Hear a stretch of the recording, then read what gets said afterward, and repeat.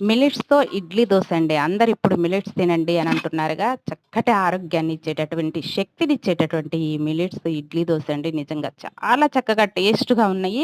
ప్రతి ఒక్కళ్ళు తయారు చేయండి. ఎంతో స్మూత్‌గా ఉన్నాయి. అస్సలు కనిపెట్టలేరండి.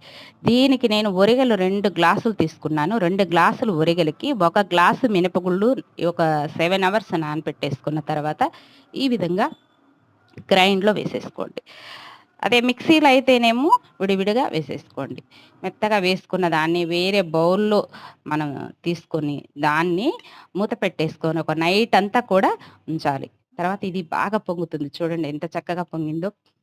సో, దీన్ని వేరే బౌల్‌లోకి తీసుకొని కొద్దిగా సాల్ట్ వేసేసుకొని, వాటర్ పోసుకొని, కలుపుకొని ఇలా ఇడ్లీ ప్లేట్‌లో ఈ విధంగా పెట్టేసుకొని ఒక 5 మినిట్స్ దీన్ని కుక్ చేసుకోవాలి.